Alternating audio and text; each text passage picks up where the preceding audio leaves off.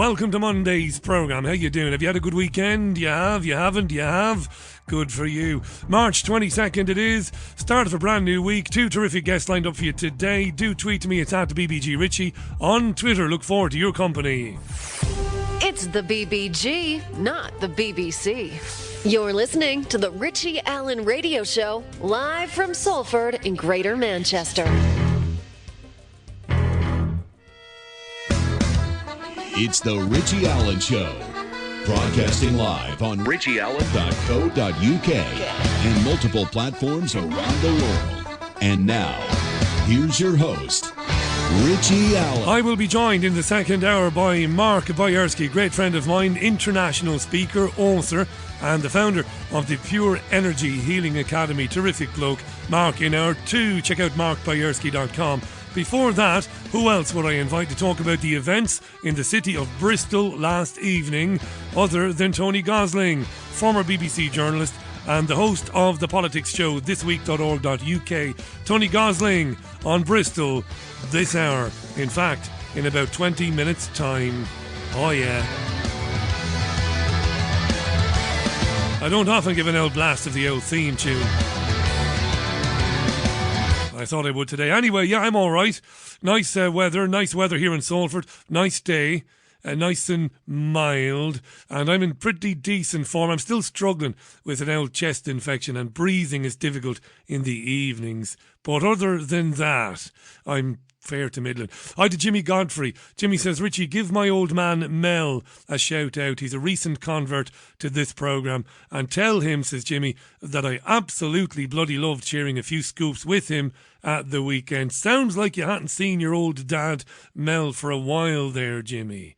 I'm glad you saw him at the weekend. That's good. These are rules you don't obey. Go and see your old dads and your old mums, eh? I had a good weekend. It was going swimmingly until Leicester pissed all over my weekend by knocking the mighty Reds out of the FA Cup. God damn Brendan Rodgers. Ah, well. Worse things happen at sea, don't they? Don't you know?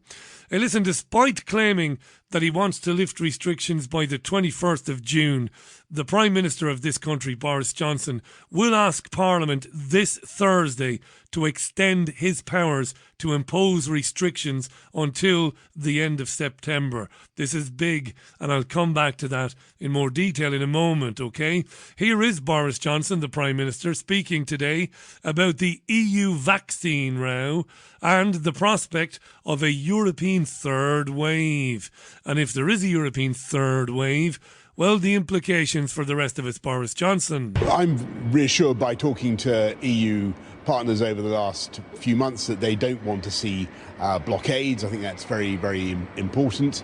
But clearly, what matters to us in the UK is we get on with the rollout of the vaccine programme. I think we've now done over half the adults in the country, which is very, very good news. Well, I've talked to our friends repeatedly over the period. We're all facing the same pandemic. We all have the same problems. I think it's one thing that's worth stressing is that on the continent right now, you can see, sadly, there is a third wave underway, and people in this country should be under no illusions that previous experience has taught us that when a wave hits our friends, it I'm afraid washes up on our shores as well, and I expect that we will feel those effects in due course. That's why we're getting on with our vaccination programme as fast as we can. But a vaccination campaign, developing vaccines, rolling them out, these are international projects and they require international cooperation. Yeah, when a wave hits, the best thing to do, in my opinion, is to surf it. Third wave, eh? Oh, eh? Scary. More than half the adults in the entire country have been vaccinated. The entire so-called vulnerable class have been vaccinated. But no end to lockdown. Johnson wants the law extended to allow him to keep imposing restrictions at least until October. Before I continue in that vein, a little bit of breaking news for you now. Nicola Sturgeon, Scotland's First Minister, has been cleared of breaching the ministerial code over her involvement in the Alex Salmond saga. An independent inquiry by James Hamilton, a senior Irish lawyer, had been examining whether she misled Parliament over what she knew about the claims around Salmond and when. Hamilton said he was of the opinion Sturgeon had not breached any of the provisions of the code. She's got more lives than a cat. I think we can go live to her now. Nicola, how do you feel about it?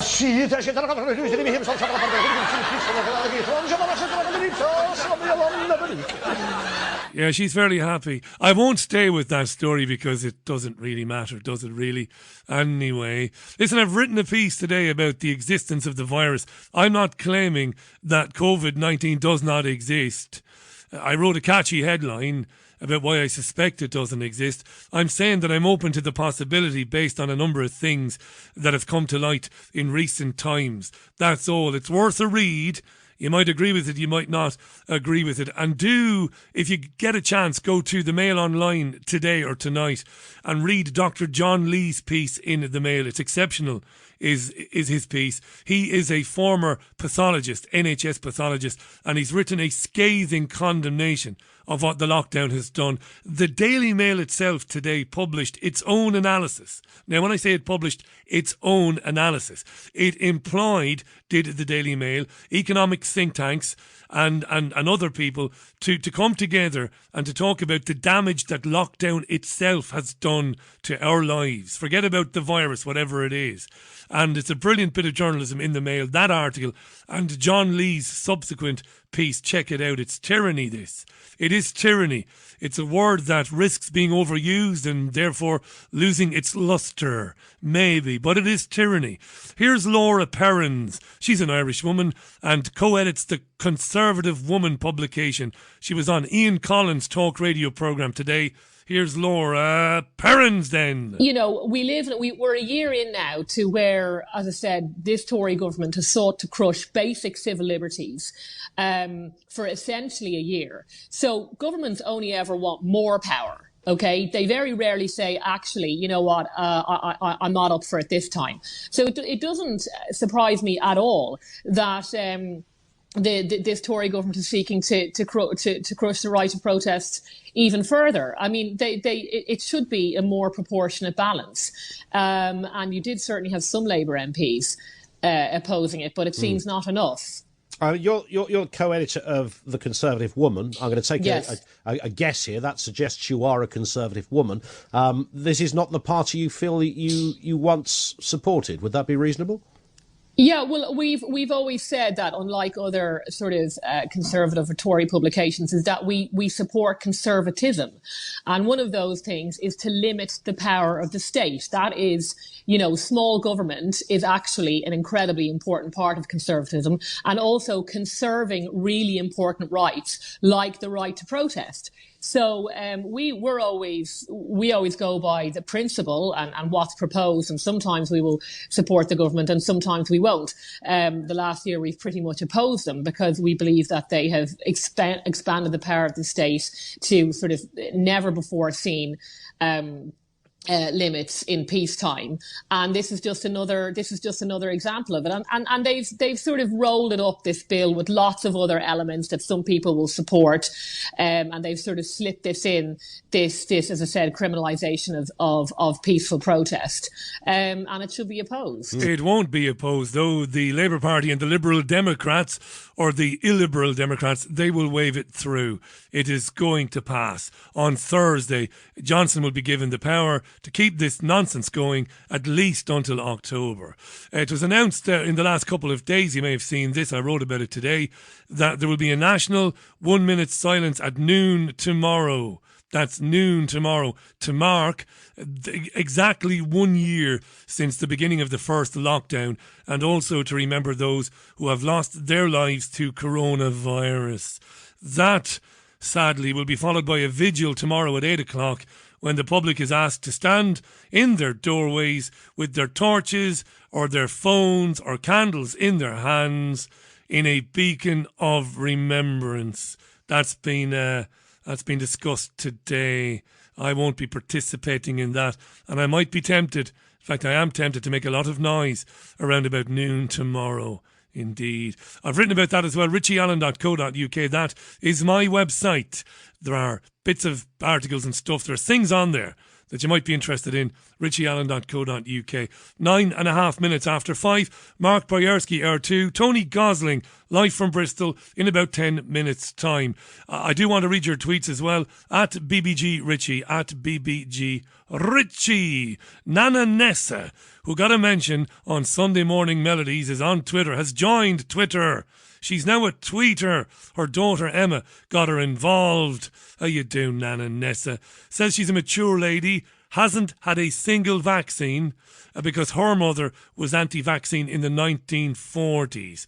Our medicine box had iodine for cuts and Vicks for your chest. That's it, says Nana Nessa. Nice to meet you, Nessa. Thanks for joining. I shouldn't say thanks for joining Twitter. Thanks for joining in. Hi to Daniel Ford. Richie, it's the total lack of any scientific evidence for me. The virus has never been isolated as a pure sample away from any other material. If it isn't isolated, it can't be sequenced and therefore tested for, nor photographed, nor proved to cause a disease, says Daniel Ford, a podcaster. You'll find him on Podomatic. There you go. And somebody called The Sixth Age says... Oh, no, I'm not going to read that. That guy's a liar. That's a truther who said that he was going to take Matt Hancock to court last year, and I said it was bollocks, and I was right. Stop believing truthers. Stop it. Stop following people because they tell you things you want to hear. It's not good. Doesn't do you any good. The truther industrial complex is not your friend. Charlie Stevenson says Laura Perrins has nailed it. Boris is Blair Mark II. Thank you, Charlie. Thank you, Charlie. Right, let's move on. Bristol then. What went on in Bristol last night? Do you know? I'm shocked and appalled. I'm shocked and appalled. That's what you're supposed to say. That's what everybody else is saying today. Violent clashes at a demonstration. Saw police attacked and vehicles set on fire. Today condemned as shameful and unacceptable by everybody. By everybody. Except for one Labour politician, and she's getting all manner of abuse for not going along with the narrative. What really happened, I don't know. I hope Tony Gosling will know. Apparently things were peaceful. Thousands turned out and were peacefully protesting. And what they were protesting was the bill that's going to be passed on Thursday.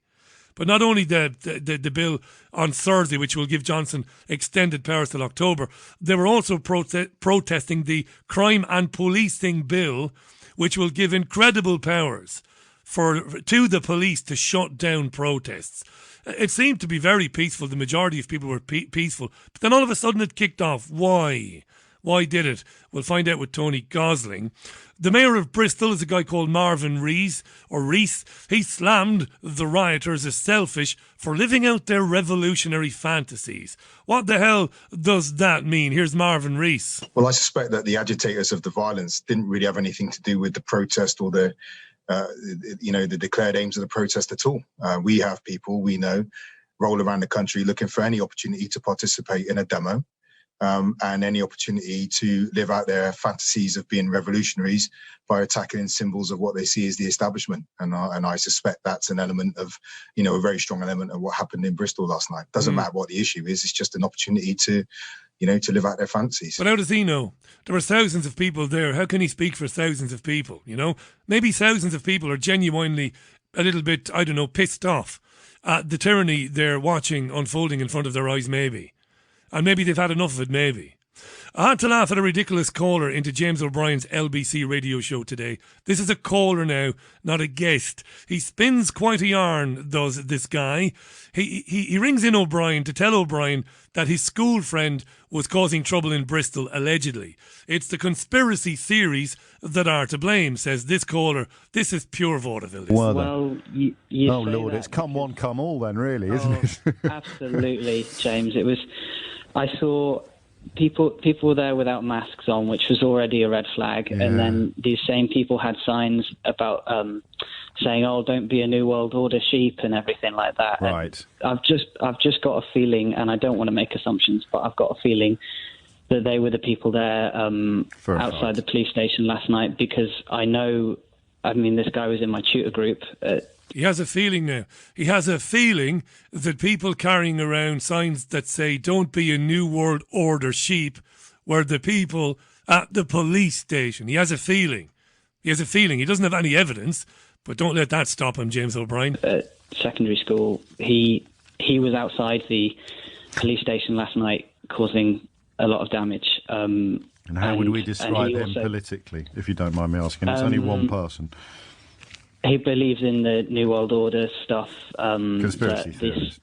Yeah, completely. That the lockdowns aren't there to protect us; they're there to control us. Did you hear that? You did. Did you hear the big sigh from James O'Brien there? You gotta love it. It's hilarious. Listen. Aren't there to protect us; they're there to control us. His friend doesn't believe the lockdowns are there to protect us. They are there, in fact, to control us.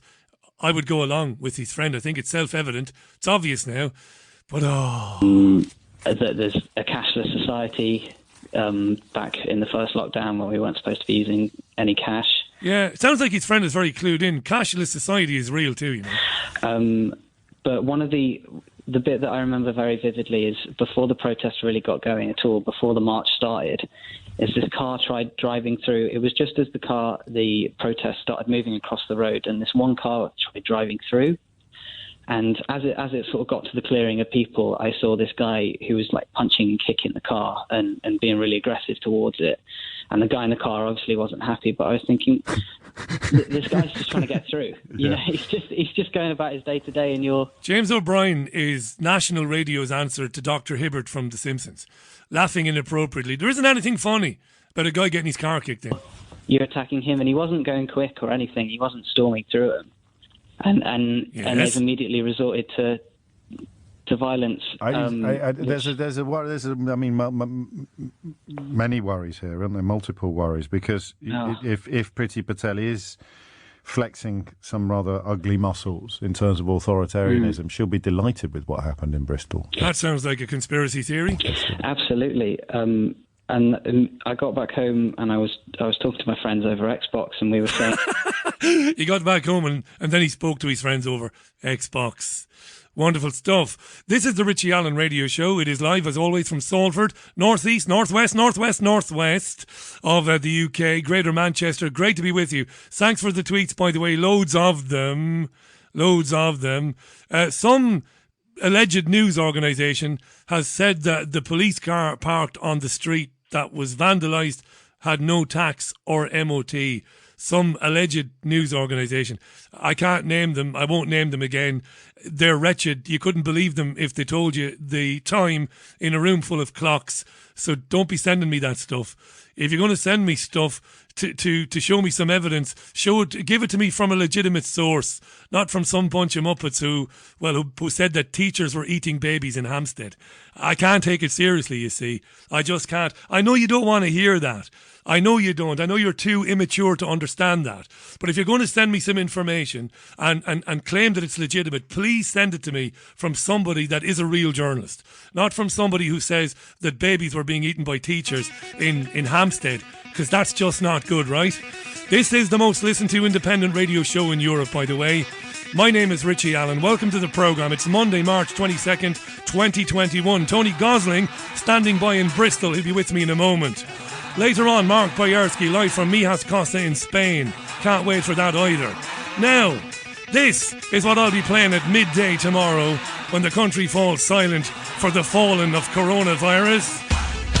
That's the one. Keep those tweets coming in. BBG Richie. The Richie Allen Show, live from Salford. Thanks for joining me. AC/DC, Thunderstruck, the Richie Allen Radio Show, 21 minutes past 5 o'clock. Welcome to the programme. Live to Bristol to a terrific journalist and broadcaster, my friend Tony Gosling. Welcome back, Tony. Hello, Tony. Are you there? Speak now or forever hold your peace. Have we got you? We don't. We'll have to take another tune in the meantime then. He's there. May have inadvertently muted his mic.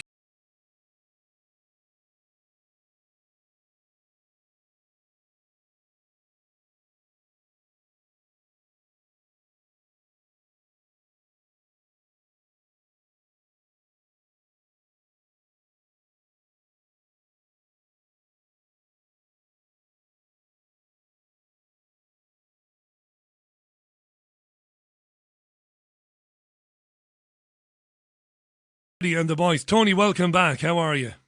That was a nice, quick tune. Wasn't it? That was quick. That's proper quick. I'm so glad.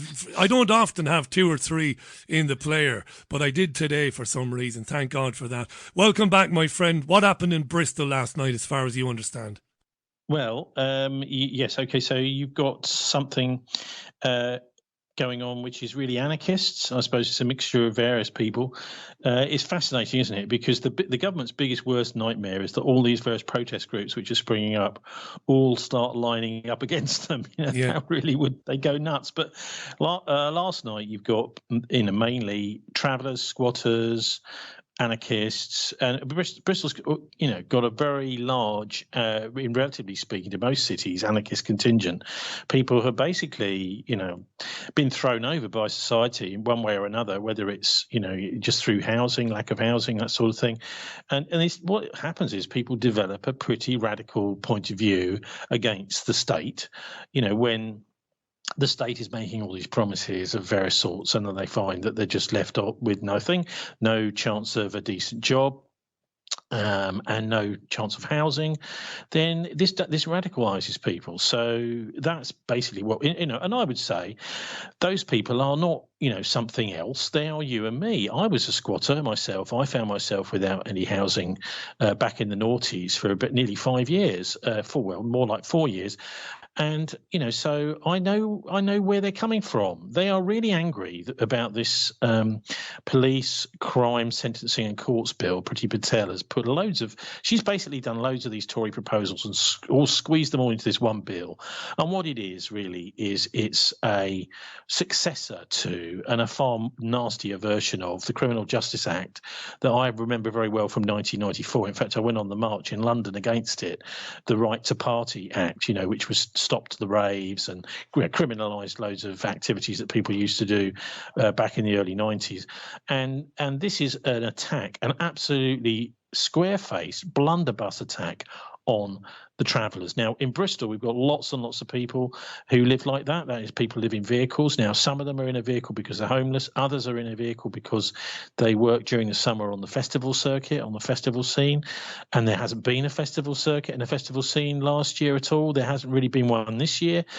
The city council has been taking out injunctions, even though it's supposed to be Labour, against these people, threatening them with up to 2 years in prison for basically just, sleeping in a vehicle on the side, by the side of the road. There's probably at least 2,000 or so people in Bristol that live like this, and so they're, I think what's happened last night is that they're saying, well, if you're going to criminalise us, then we've got nothing to lose. Yeah, problem is there were thousands of people there. And many of them have taken to, when they've been able to today, to the national and local airwaves to say that they smell a rat there. That the vast majority of people were there to protest peacefully, had no intentions of getting involved in any scuffles with the police.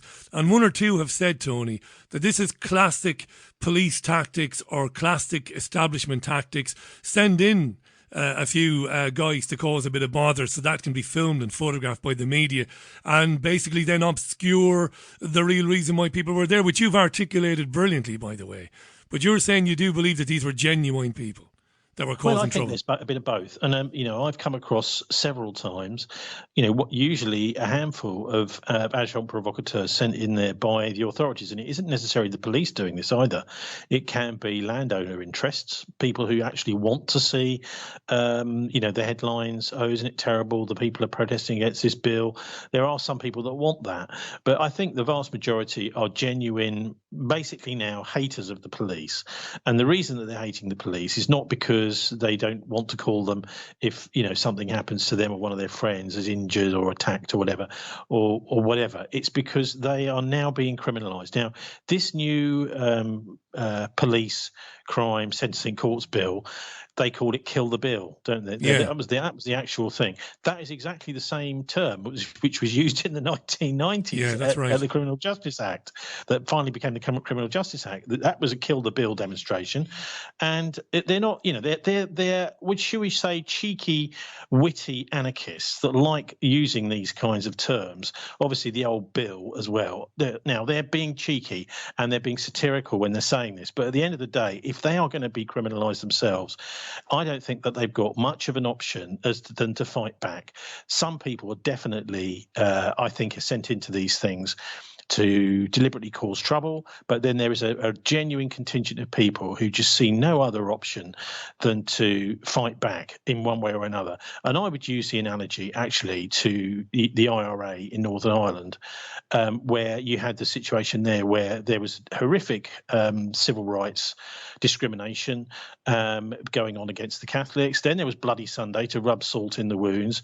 And, the idea that you're not going to actually fight back is out of the windows. I think there's enough people, certainly I've come across over the years who I would totally disagree with their tactics, Richie. It's not my way of doing things at all. Yeah. It's not my way of doing things, but you can see that there are people who, if you've spent the last 4 or 5 years living, say, just for example, living in a vehicle, you've been doing your festivals and things like that, and you're now being told that if you park up at the side of the road, that the police can arrest you as a criminal and impound your vehicle indefinitely, and that you may have to go to jail for just being. This is the sort of thing that does get people angry. And you know what? I think they are doing their best to do things. And many of them are doing things through the right channels and, doing, what you would say is through a peaceful means. But there's enough of an anarchist style contingent that are genuinely angry. And they see this as an attempt to rub them out. And so that's why there's been, I think, this backlash. Remember, of course, Bristol is probably the main centre in the country for the travelling community, the people that sort of service the festivals. They do all sorts at these festivals, selling clothes, they do bars, they do the entertainments and all that sort of thing. And they're up against it already with having very little income over the last 18 months or so. And now they're being told, well, we're actually just going to wipe you out. Now, it's no exaggeration to say this is the sort of thing that was going on in the mid-1930s in Nazi Germany with the travellers and the gypsies, of which I think the official figures are around 30,000 went to the concentration camps in Germany. We are not going to live. I don't want to live in a country where somebody cannot park up in a piece of land that's not been used for 20 years, or out the back of an empty building that's not been used for 10 years. We've got loads of those around, I can tell you, and that they're going to be put in jail for that. Are you really going to do that? And I think that's really what's going on here. This is a provocation, really, by Priti Patel, the Home Secretary. It's going to pass, though, Tony, isn't it? This bill is going to pass, and on Thursday. Not necessarily. No, not necessarily. Look, we just had last week a whole bunch of MPs writing to Priti Patel saying they've got serious worries about some of the clauses in this bill. So remember, we've got the first reading and second reading, and then after that it gets the royal assent. And so there is going to be more discussion about this in Parliament. And I was reading this morning, I'm not sure if it was, I'm 100% accurate on this, but that they're actually putting off the second reading of this bill in order to make sure that the opposition parties, because Keir Starmer and his Labour lot have only just last week changed their mind about beginning to oppose it. Would you believe? That's right. So I think they're sending a very, very clear message saying, well, look, if you really want to pass this legislation, then you're going to have potentially a kind of civil war in this country. We've got tens of thousands of people living like this, and if you're going to try and criminalise them all, then they're not going to go take it lying down. No. Before we move on from this, civil disobedience has never been tried in this country. And you talked about these guys that are fed up. They're so fed up that they see their only route to getting some sort of satisfaction is to put it up to the police and to get physical with them. Some of them, not all of them. But that's a means to an end. That's never going to achieve anything, not in my opinion anyway. Civil disobedience has never been tried here, has it? In this country, not in large enough groups. Well, it has in Bristol, I can tell you. But the end of the 1800s, they burnt down one of the biggest areas. Well, it's one of the poshest Regency squares, Queen's Square, in the city. Well, that's direct action, isn't it? And this is I would consider that civil disobedience. I don't think we saw any of that last night. I mean, it's always important to add, which sometimes the mass media doesn't do, that the vast majority of the people out in marching, protesting against this bill yesterday were peaceful, that was there was, I would say, something like 3,000 or 4,000 people out, people like you and me out, and then what happens though? The anarchists always come out when it gets dark, as soon as the sun goes down, and the night planet comes up above the horizon. Out comes the anarchists. That's when they start. A lot of the stuff that you've seen in the pictures was basically just fireworks.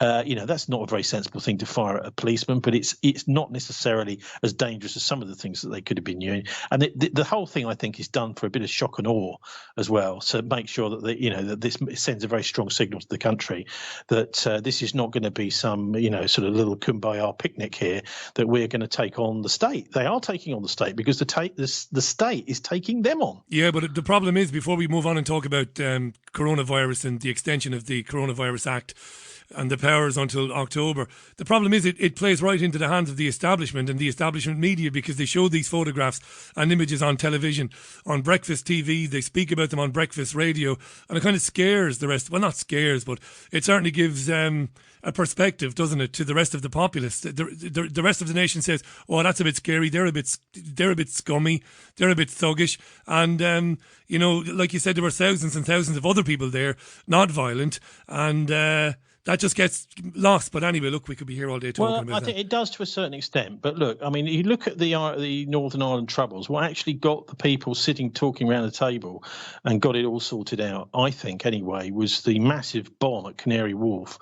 Now, there was a proper warning given, which was passed on by the police or by the media, and so the buildings were evacuated. But that bomb made a lot of financial damage to the City of London. And all of a sudden you found, we wanted to talk, and it was calmed down by that. Now, I'm not saying that's the only way to do it. And of course, this shows how irresponsible a lot of our governments are. They want to just push it because there's no direct effect on them.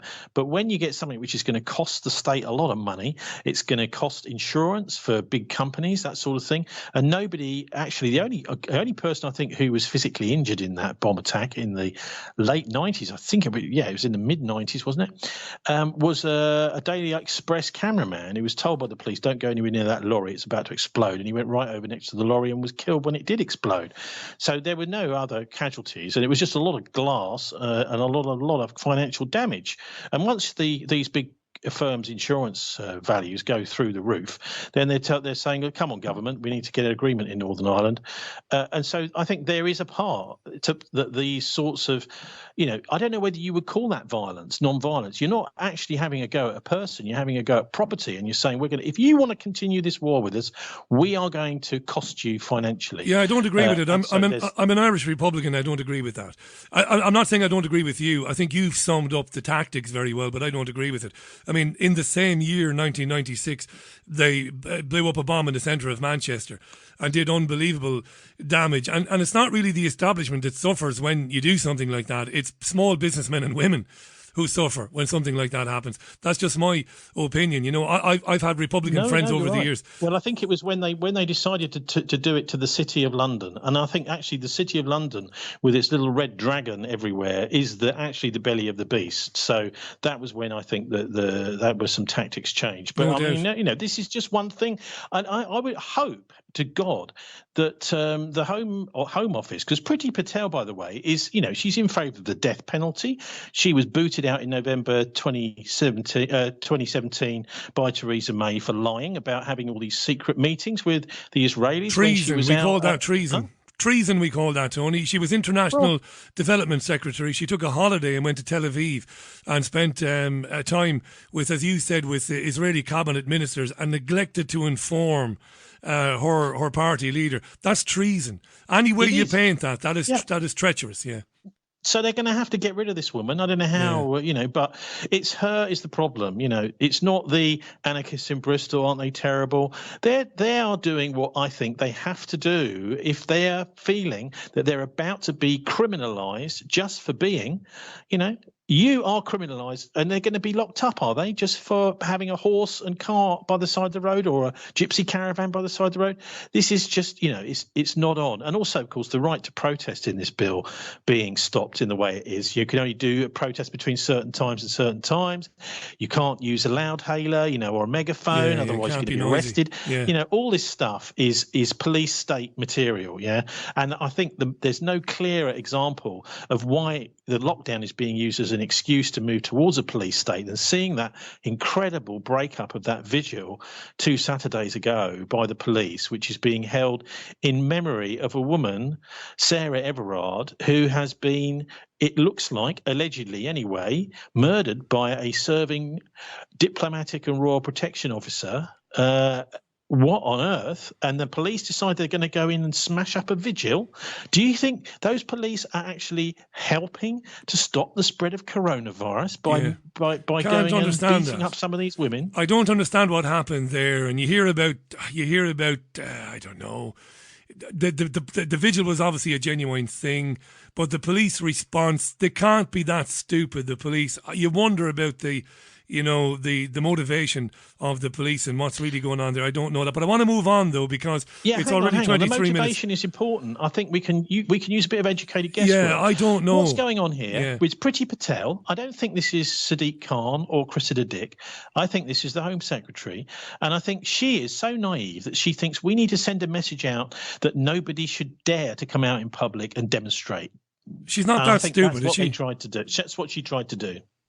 She might have done. I don't know that she didn't do that, but it strikes me as rank stupidity. I don't understand why she couldn't have foreseen what would happen, but it's an interesting theory too, and I'm not dismissing They're totally that. out of touch, a lot of these people. They're living in an ivory tower, completely out of touch with the ordinary man and woman in the street, totally. That's fair enough. Thursday, the Prime Minister is going to ask Parliament to extend coronavirus powers, the powers to impose restrictions to protect everybody against coronavirus until October, September 25th, in fact. Now, whereas the crime and policing bill does have a lot of stumbling blocks, as you eloquently explained a few minutes ago, this is going through. Whatever Steve Baker, whatever the 1922 committee say, this is going to get through because Labour and the Lib Dems will support it. Now, before you come back in, I want to remind our listeners, they're bragging that more than half the adults in the country have received a coronavirus vaccine. They are bragging that every so-called very vulnerable person has had a vaccine. Case numbers are nothing to talk about at all. Death numbers. But there's no sign of lockdown ending. Yesterday, Sage members were taken to the national airwaves yesterday to say that some of these restrictions, like wearing masks and social distancing, will be with us for many, many years to come. Lockdowns are never going away, are they, T? What's going on? Well, a lockdown went away for me a long, long time ago. I don't think I've taken any notice of any of these lockdowns at all. I'm not sure if I'm allowed to say that. You are? Because I just don't have any belief in it. And, of course, the longer they try and stretch this out, the fewer and fewer are going to be the tiny little number of people, sort of standing in the corner of the room who still believe in this. And you have to be extremely credulous to believe that what is basically the same kind of disease as a flu, this coronavirus, that usually will take about 2 months to go through the population and then come out the other side, is still going and still there. I don't believe it is. I don't. It was recently looking at one of the stats from some local hospitals in Bristol. There was nobody whatsoever in the hospital, and this was a hospital which had been singled out for coronavirus patients. Not a single person actually had coronavirus. So they love the power. They love the power. And the other thing is, they are planning a war. And the reason I say that they are planning a war is because I've been looking at what happened last week with the Russian ambassador being withdrawn from Washington, the first time ever. I don't know, actually, if it was like pre-World War II, there was a Russian ambassador that was withdrawn. I'm not sure. But certainly not even during the Cold War, not even during the Cuban Missile Crisis, did the Russians withdraw their ambassador to Washington. And they did that last week, and there was hardly any reporting of it at all. What's happening is we are being we are being nudged inch by inch, ratcheted towards a war with the Russians and the Chinese, and this is not being reported, and they're embarrassed about these various steps. Now, the Russians have quite rightly, in my mind, have actually withdrawn their ambassador because they've had enough of all this rhetoric, which is basically the Americans pulling out of every decent, sensible treaty. The Americans coming up with some tin pot excuse, pulling out of the treaty, pulling out of all sorts of international organisations. But the treaties, the nuclear treaties, for example, the Intermediate Nuclear Forces Treaty, things like this, that they're pulling out of. They're making problems over the New START Treaty, things like that. And they're saying basically that there isn't any point in sitting down with you anymore because we know that you're not actually wanting to make deals. So even if we sit down for weeks and weeks and months and try and make a deal, what's happening is you either won't sign that deal or you'll break the deal as soon as you've signed it. And so they're saying Putin's little phrase for what he says to the Americans is they're not deal ready. You can't do deals with these people. So, and that should send a very, very clear sign to Britain and to the rest of the world of what the Americans are doing to destroy Dayton and the peace that has been built up, admittedly through mutually assured destruction of nuclear weapons. Can I put a spanner? And 80s. Can I put a spanner into your theory? Yeah, there? go for it. Yeah. Well, it might not be a spanner. You might very well be right. No, it's just another theory. I think it could be argued also. I mean, it's a good argument you make. I think it could also be argued that this nonsense about Russia, these told stories that the Americans and the British spin about Russia and Russian intentions, maybe those are more about the sort of technocratic dystopian prison planet that they want to create for us, you know, that I can understand why you, and you might be right, Paul Craig Roberts and others who've been on this programme in the past, and of course Paul had a very serious position in Ronald Reagan's administration, they go along with you that they're pushing for war. Gerald Celente, they're pushing for war. But I wonder if they're not, if what they're doing is trying to scare the living bejesus out of everybody into accepting even more draconian and dystopian ways of living and surveillance on us, you know? Well, I think you may well be right, but they're moving us towards the edge of the cliff, aren't they? And why would we want to live on the edge of the cliff? No, thank you. We don't really want to live on the edge of the cliff. The thing is, I think what you're basically dealing with here is a greedy elite who have completely, basically gangster elite in the West that have taken over the levers of power through the banking system mainly, but also obviously the treacherous mainstream media. And they've done this, but they're not able to compete with China. Okay, so I'm no fan of China, but my goodness, they can produce stuff cheaply, and they're very, very good innovators in terms of, you know, the technology, all this like 5G and all the rest. They're able to do everything that the West can do as good, if not better, and cheaper. And so they've been beaten economically. The Americans and the West have been beaten by the Chinese. The other thing that they do in China, by the way, is they make sure all the basic living costs are very low over there. So, you know, rent on a flat, electricity, even the banking system is still nationalized over there. So you're paying basically, travel, transport. You're paying if you can actually get a ticket, if your social credit score is high enough, on a train. You know, it's cheap. It's cheap as chips to get around. Now, what they've done over here is to all their mates in the West, they've farmed out all these utilities, I would call them, transport, electricity, gas, water, all that stuff, to their mates. And their mates are just raking it in. It's a racket. Traveling around Britain is a racket on the train. Anything you're doing basically here is a racket. Yeah. And so the Chinese are able to produce stuff much, much more cheaply because they haven't got all these massive as people here have got overheads, the rents and the mortgages and the house prices over here. That is sucking a massive, massive amount of people's income. And so they need to be paid more to do anything. So the Chinese have made an absolute successful model in the new form of industrialism. Well, it's and a our great point. Industries have either been killed off or died, and so they can't compete in that way. So the Americans, I think, are just bad losers. Yes, they're bad losers. Killed off. There's a great historic question, and as an old genuine socialist. I can answer it, but it's going to take too long to do it here. Why governments in the West allowed Chinese manufacturers to undercut national manufacturers in their own countries, and the fallout from that, and how that impacted on the working classes in this country and in Ireland. That's another story. But I did want to get into something that's very, very big and very prescient, T. That's a big word for me. I had to look it up, prescient. I looked it up today. And that is, the Times had an exclusive today. I nicked it from my own website. Always give credit, always give credit. And that is, the government is not considering, it will ask people like you and me, in fact, every adult in the country, to submit ourselves to 2 homemade coronavirus tests a week as a means of getting out of lockdown earlier. Now, you laugh at this, but this is serious. They're planning on doing this. They're going to launch a national advertising campaign. You speak of social crediting, right? You speak of social crediting. A national advertising campaign to basically say, ask not what the UK can do for you, but what you can do for the UK. Have your coronavirus test, be a good citizen. Let us know that you're not unwell. Tyranny is what it is. Well, it's a joke from as far as I'm concerned. Look, what are they going to do? Are they going to put a sort of whirlpool on the television and try and persuade everyone to do it that way? I mean, the Brits, I think obviously some people will go along with all this. They do believe it. It's like a religion, to some people. But increasingly people are, I think, people that I meet, just general people about. I was just chatting to a woman the other day who's lost her father-in-law through all this. He goes into hospital and they never see him again, and it was completely unnecessary actually. And he went down as a COVID death, even though he doesn't die as COVID. People are getting.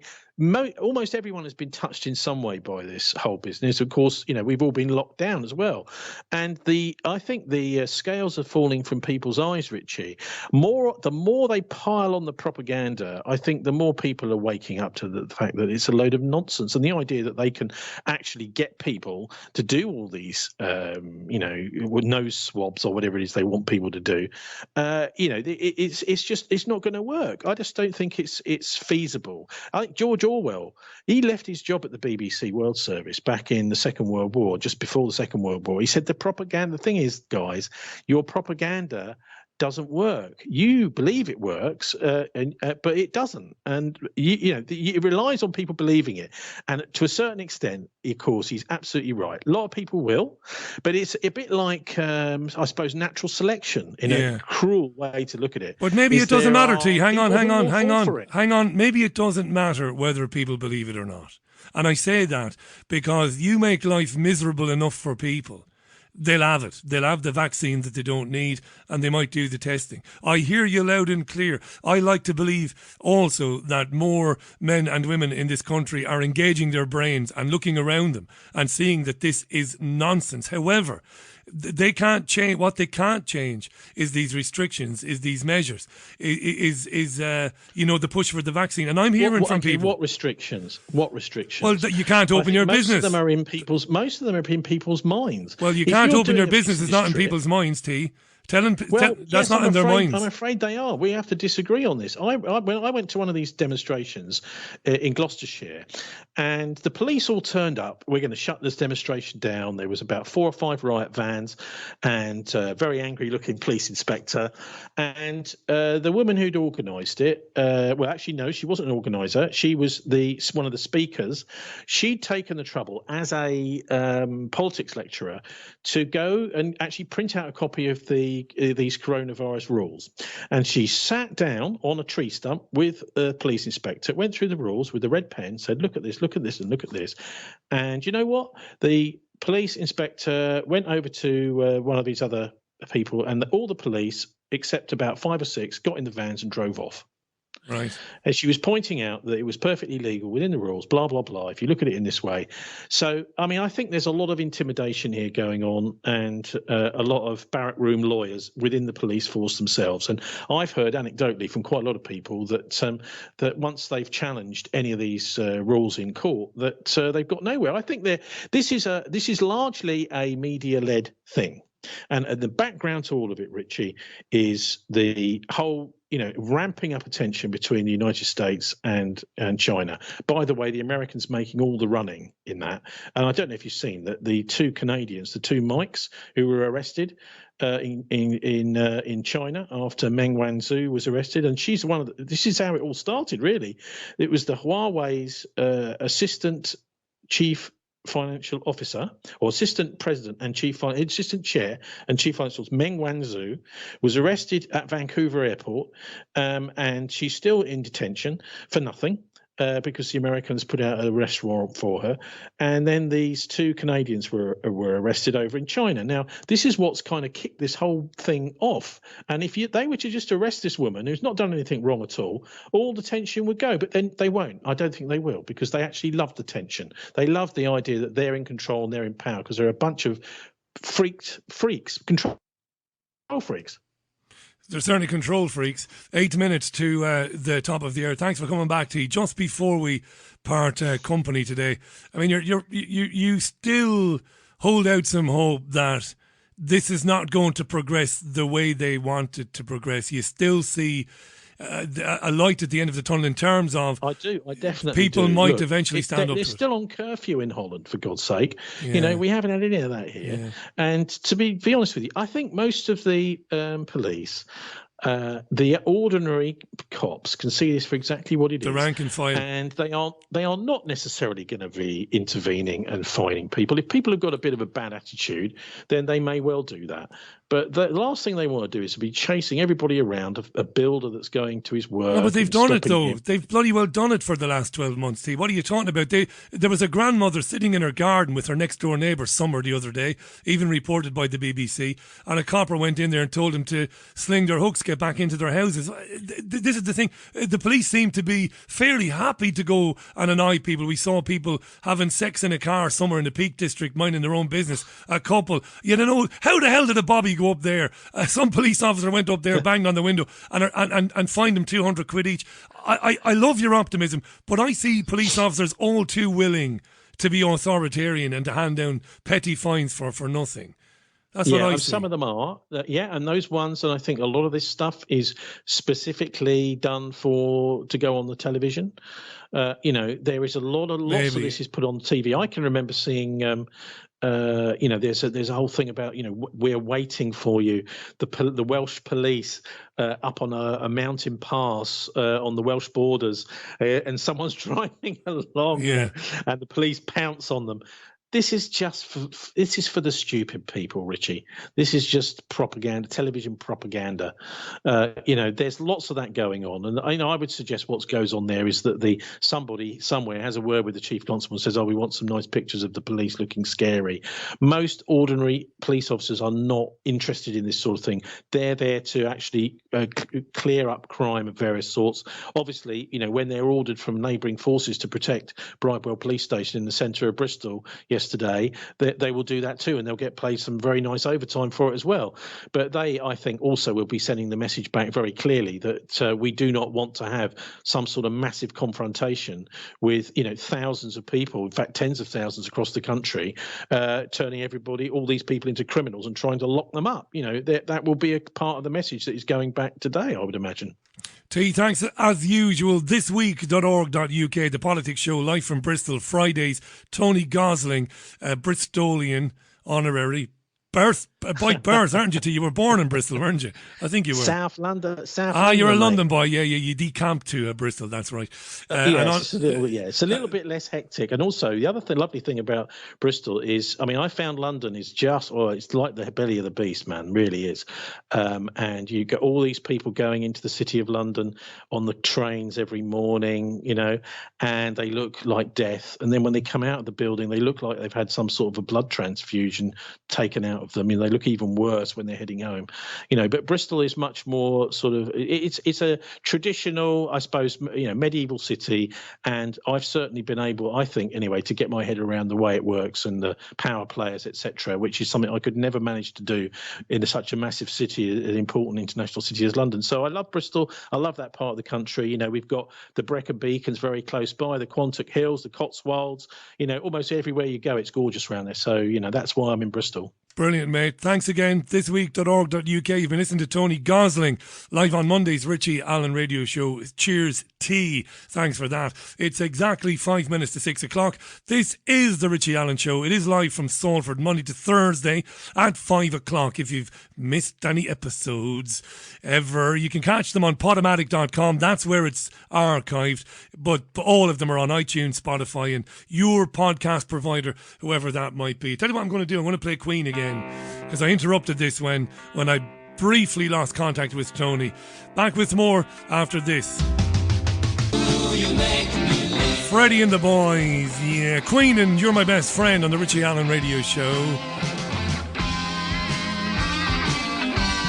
I wouldn't be reading too much into the fact that a police car in Bristol last night didn't have an up-to-date MOT certificate. I wouldn't read anything into it. Why would I say that? I'll tell you why I would say that. Because I've driven for weeks without an MOT certificate. Not because I'm a rebel. I'd like to say it's because I'm a rebel. But because I've forgotten to do it.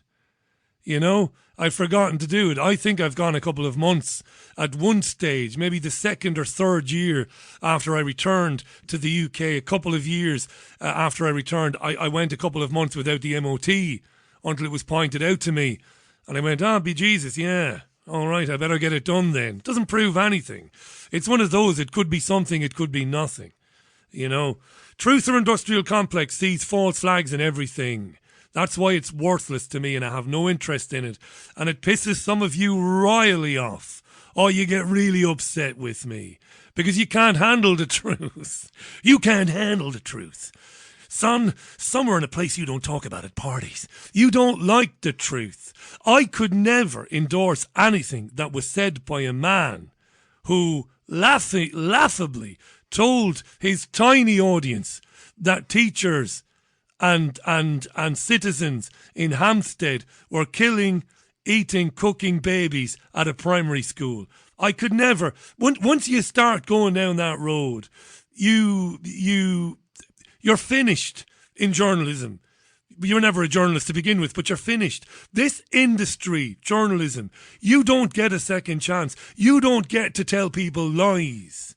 Like tell lies, for example, about 5G being turned on at Glastonbury 2 years ago. And that hundreds of people were falling down sick and with illness. That's clickbait lies. It never happened. And as a journalist, or a pretend one, once you do that and once you're exposed for doing it, you're finished. You are finished. It's the one business. There is no coming back from it. If I ever went to air and knowingly said something that was untrue in order to try and boost my profile or get a few extra clicks on my website, there's no going back from that. You've got to understand it. So if some bunch of muppets somewhere in the country happen to put out something that might be legitimate or might be accurate, it doesn't matter because of what went before. Do you understand? You have to understand that. This is journalism. I'm not playing games here. I'm the only one. The only one, the only real journalist in the UK independent media. And that saddens me. That's not a boast. I don't get a kick out of that. It's horrible being the only one. But that's the way it is. I'm the only one. At BBG Richie on Twitter. Do let me know what you're thinking about that or about any other matter.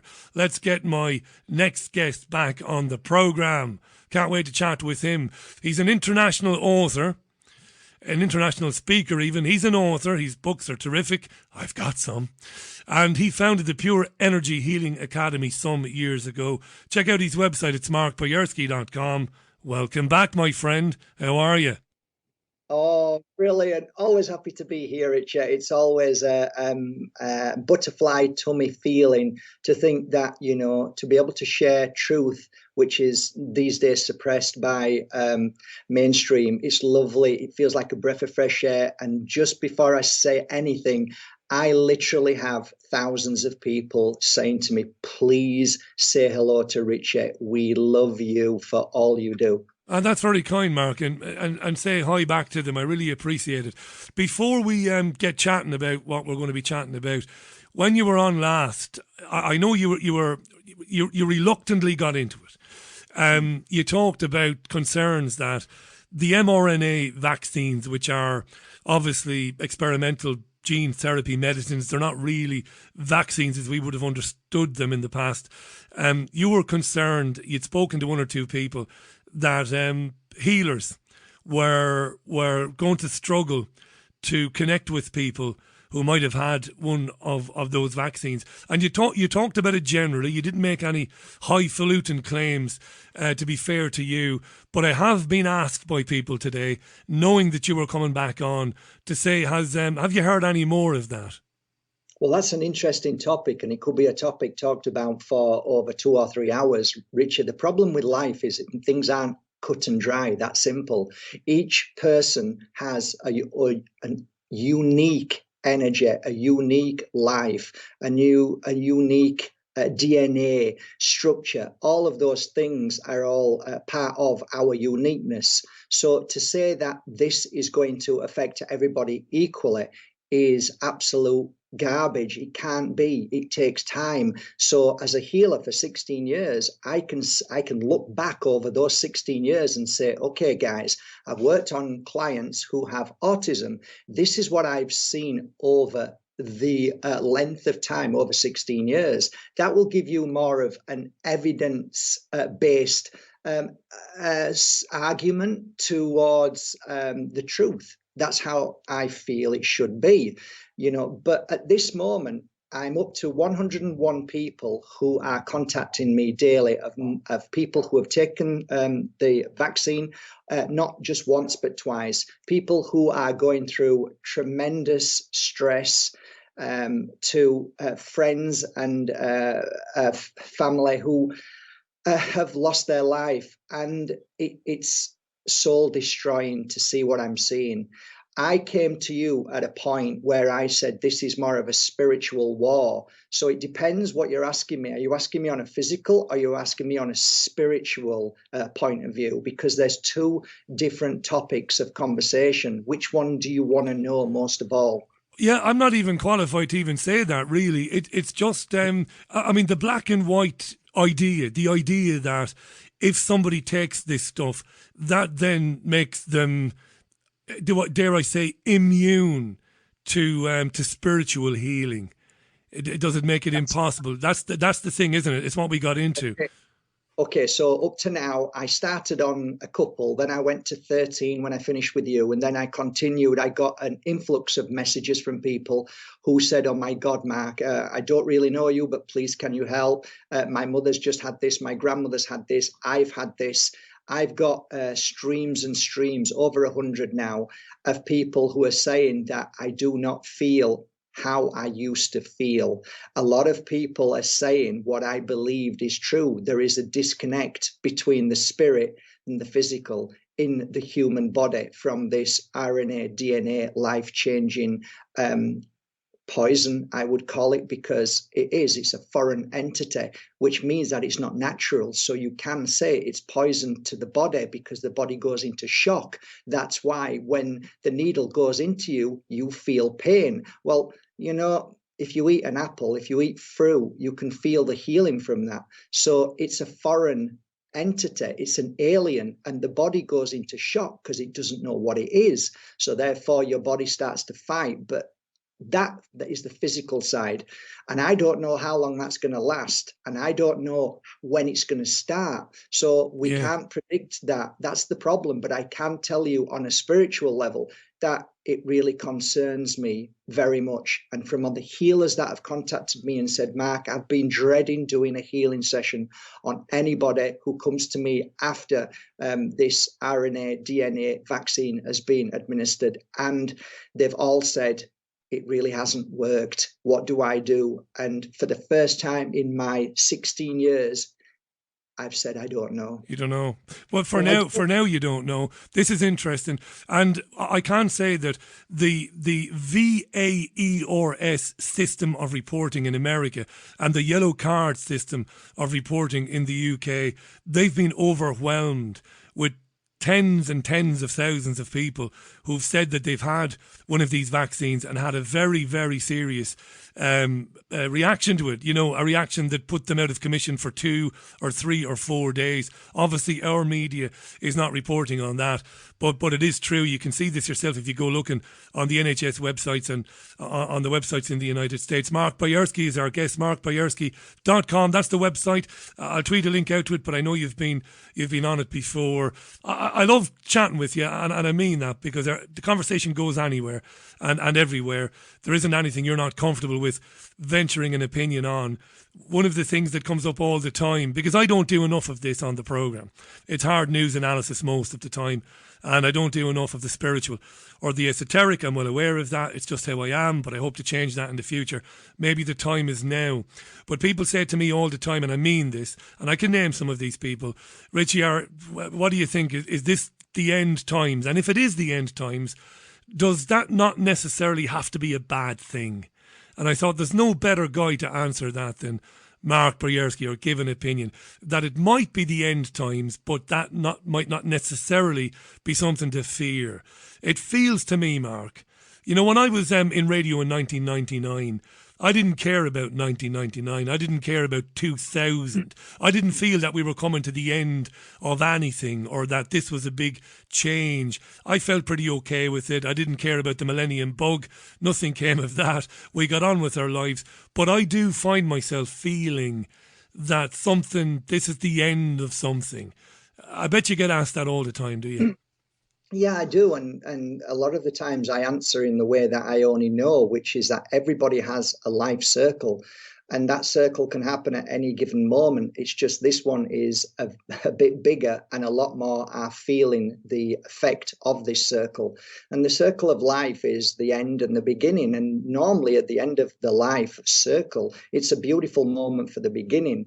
What I'm seeing right now is people are starting to wake up more and more. I saw the tip of the scales tilt in the favor of the awakening.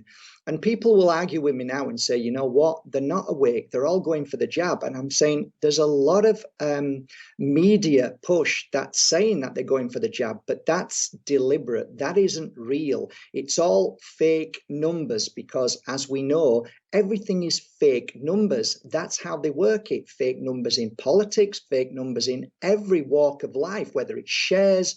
And it always goes for those who are in power. Therefore, I don't believe in what MSM tell me, that Gibraltar has now all been vaccinated. Yeah. What a bunch of absolute nonsense. It's hard to believe that, isn't it? I struggle to believe that. People believe it. And this is the problem. People need to wake up and say, you know what? I actually don't believe anything that's been said on MSM. And like any good liar, they'll take an ounce of truth and use that and then mix it into lies and manipulation. That's what makes a good liar. And we need to see past that. We need to see through it. And a lot of people are waking up every day, and it's a sledgehammer. This is a sledgehammer right now. People are feeling it, whether it's your mother who's said, oh, I'm really sorry. I know I shouldn't have gone for the jab, but I did. And then people are screaming to me, my mum's gone. What do I do? And I'll say, well, there's nothing I can do. It's free will. If you want to smoke a cigarette, the chances are you're going to get cancer. If you want to drink alcohol every day, you might end up being an alcoholic, and you might end up die with liver disease, whatever. Everybody each has a choice. You said that to me once on the show. Everybody has free will, and that is exactly how we should see it, free will. And we should look at our life instead of, and it's difficult because we're empaths, and empaths see and feel people around us, and we feel and see the sinister things that are happening right now with every walk of life jumping on board this totalitarian energy that we're seeing within people. And hate is really, really infectious. We can see it. Fear, infectious. Everybody is living in fear and hate, and therefore is severed from their true intuition. So a lot of us are not severed. We feel it, and we scream and shout. We get upset. We say, don't do it, please. What's going on? Why is this happening? But I've turned it around and said, you know what? I'm not doing that no more. I'm not falling into the cesspit of what they want us to feel and be. I'm not doing that. Stand up, be brighter, shine your light, and say, this is what I believe. This is my truth. Free will says you either take it on board or you don't. And that's why I came on the show, Richie. I wanted to come on the show to say, Any single person right now, in truth, can see there's something wrong. They don't know what it is, but there's something wrong. Anybody can see that. But why I wanted to come onto the show is to say, look, maybe I can share with you some of the things that I've shared over 16 years to help people rise above the energy of negativity, depression, anxiety, fear, and feeling lost. So I wanted to share with you some of the tools, some of the things that I do daily that might help somebody that might think, oh, you know what, this is hocus pocus, mumbo jumbo, but just give me a chance, like I have to scientists, to doctors, to police, to people who have come to me over 16 years and said, actually, this stuff really works. And that's what I wanted to share with the people who listen to your show who don't even know anything about this field of work. If I can share some tips and they said, okay, I tell you what, I don't believe a word he's saying, but I'm going to give it a go and see. That's all I ask. So that's why I came onto the show, Rich. I want to share something that gives people a little hope. And maybe, if I'm right, in say 1 week from now, if you do what I say, just give it a try and you feel better and say, you know what, he's a bit of a weird guy, but I actually feel better. I don't feel depressed anymore. That's what I've done for 16 years. Before you do that, and I'll get out of your way, and I'm glad to turn the programme over to you this evening. You've no idea. I'm glad. It's not because I don't want to do the programme either. It's just a lovely change. I want to remind our listeners of an interview that took place on the 3rd. From Bureaus Worldwide, this is... That was a mistake. That was a big mistake. Back in October of last year, I spoke with a lady called Sandy Edwards. Sandy is an energy healer, and I was put in touch with Sandy by Peter Ebden. And I just want to mention this because Mark said, oh, people might listen to this and they might think it's mumbo jumbo. Sandy wrote a book about how she took part in the only experiment of its kind, to this point anyway, where she was given access to patients in an NHS hospital in this country. And she did a controlled experiment over months where she was able to work energy healing, as Mark does, with patients at this hospital. And it worked. And it was signed off by the doctors and the surgeons who worked around Sandy. And there's a book about this, which we talked about on the show back in October. So there is empirical evidence that energy healing is not only real, but it does work. I believe it. I was a skeptic for many, many years. I wasn't somebody who laughed and who pointed fingers, but I was privately skeptical. But it's real. It does work. It's been proven to work. And I've seen it work through Mark Boyarsky. MarkBoyarsky.com, that's the website. He's going to share some insights and some things that you can practice by yourself or with others. I don't know. I'm going to turn it over to Mark right now. Thank you very much. Hi, everybody, and welcome to this little workshop that we're going to do. Get your pen and papers ready or listen back on this show. You're going to hear some vital information that's going to help you raise your vibration to a new way that you have never felt in your life.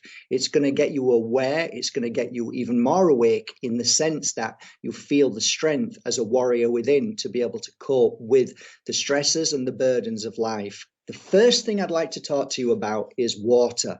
Water is an extremely important part of our daily diet. Most of us, and I will hold my hand up too, we don't drink enough water. They say approximately 2 to 2.5 litres a day. Find a spring.com or go to any search engine and type in find a spring. S-P-R-I-N-G, a spring meaning spring water. The reason why I say this is because finding a spring near you, and I travel for 2 hours to find my spring, I fill my bottles every few weeks and drink spring water. It means that your water is not contaminated in any way, which is vital to your health and well-being in so many ways. So the second thing I want to talk to you about, which is also important, is fruit and vegetables. I am not somebody who is qualified to talk about this, but I am speaking in general terms. Local sourced fruit and vegetables, and more importantly, in season. The reason why is where you were born is where you are meant to eat your fruit and vegetables. And that is a critical thing people don't talk about. So if you source local food and seasonal food and eat that food and don't overcook it and try and eat it raw, you will find that your body will start to go crazy and you will smell things more than you've ever smelled. You'll feel stronger, you'll feel more motivated, and your energy levels will go up 1,000-fold. The next thing I'd like to talk to you about, which is really, really interesting. Most people think I'm crazy, but it works for me, and that is a lemon. Go and get yourself some lemons. If possible, find a tree. If not, go to your local organic store. If possible, if you go to your local supermarket, wash the lemon with hot water to get rid of the wax. Once you've done that, place the lemons round the house. One in your bedroom, one in your child's bedroom, one in the living room, all over the house. Just place a lemon all over. Keep checking on that lemon for a few days, and if that lemon starts to look moldy or starts to go a bit green and dusty, throw that lemon away, and then you sage that part of the house. If you can sage your whole house, that's even better. So here's how I do it. I get a wooden bowl and I put sage into the wooden bowl, preferably not on a stick sage, preferably crushed up, and put loads of sage into a wooden bowl. Light that sage and start to blow it. The cinders will grow. The cinders will grow and grow and grow and grow as more you're blowing it. Once you've got the cinders all glowing, then go around that room and go around the whole of the house. The best way to sage a house is to do every single room. And I mean, it needs to be like you are you're on a road filled with fog and you can't see in front of you. You can't breathe almost. So if you've got anything like a smoke alarm, cover it. If you've got animals, put them out of the house. If you've got children or adults that struggle with breathing, take them out of the house, okay? And then sage the whole of the house. Once that house is saged, make sure all the doors and windows are shut. So it's absolutely vital that the smoke stays in the house. Go out of the house for at least 1 hour and then come back, open all the doors and windows. That then will have cleared and cleansed all of your house from so many different forms of energies. One which could be past arguments. You could have had somebody who passed away in that house. There could have been many different reasons why. But now, right now, we're living through the fear of what's going on. Therefore, your house needs cleansing. Once you've done that, it's also vital that you keep your body energy, which is called the prana chi. Do you believe this? Well, take 2 natural fresh eggs and put them both together on a flat surface. If one egg turns, then put both eggs together, face the smallest points together, and watch them repel. The reason why is because there is energy around eggs. It's a life force. So it exists. It's real. We have a life force. When we die, that goes. It is important that we keep the life force clean. Most people don't even know what that means.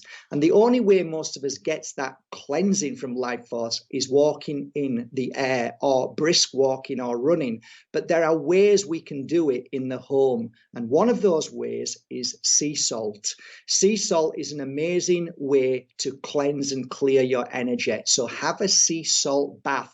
If you don't have a bath and you've got a shower, then shower yourself down and get the sea salt and rub it all over you. It works tremendously well.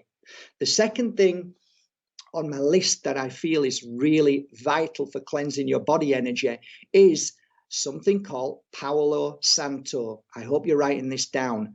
Palo Santo. I am. It is a sacred tree, and the tree has a unique energy when you burn it to cleanse your life aura. It is incredible.